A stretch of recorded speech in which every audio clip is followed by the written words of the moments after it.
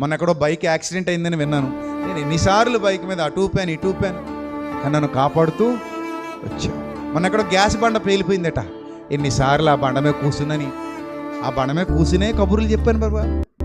ఆ బండ మీద కూర్చుని పల్లీలు తిన్నాను తండ్రి. మన ఎవరో పాము గారి చచ్చిపోయారట, కానీ ఎన్నిసార్లు తేళ్ల మధ్యలో పాముల మధ్యలో పొలాల గట్ల మీద తిరిగాను తండ్రి, నువ్వు నన్ను కాపాడావు. మన ఎవరో ఆటోలో చచ్చిపోయారట, ఎన్నిసార్లు ఆటోల మీద తిరిగాను తండ్రి, నువ్వు నన్ను కాపాడావు. ఎన్నిసార్లు ఎన్ని విధాలుగా ఈ గుండెని కాపాడుతున్నావు, చక్క కొట్టుకోవటంత లబ్బు డబ్బు అని ఈ శరీరానికి సత్తునిస్తున్నావు, అంత గొప్ప సంతోషం ఇచ్చావు తండ్రి. చాలు ప్రభు ఈ జీవితం చాలు. ఇంకేమైనా ఇస్తే ఇవ్వు ప్రభు, నీ ఇష్టం.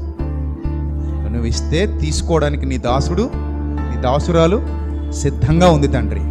నువ్వు అడిగితే ఏదైనా చేయటానికి కూడా నేను సిద్ధంగా ఉన్నాను తండ్రి అన్నాడట. నా నిమిత్తము ఎవడు పోవునంటే నేనున్నాను ప్రభు అని చెయ్యెత్తి నిలబడ్డాడు భక్తుడు.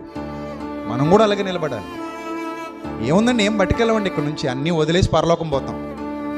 అందుకే భూమి మీద ధనము కూర్చుకొనకండి, పరలోకమందు మీ కొరకు ధనము కూర్చుకొనండి అన్నాడు.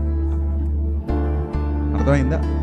నీకున్న సమస్యలు కలకాలం ఉండవు, పోతాయి, అవి ఏం ఉండవు. ఇప్పుడున్నట్టుగా రోజంతా ఉంటుంది అనుకోకు, ఇప్పుడున్నట్టే జీవితం అంతా ఉంటుంది అనుకోకు, జీవితం అంతా ఉంటుంది అనుకోకు.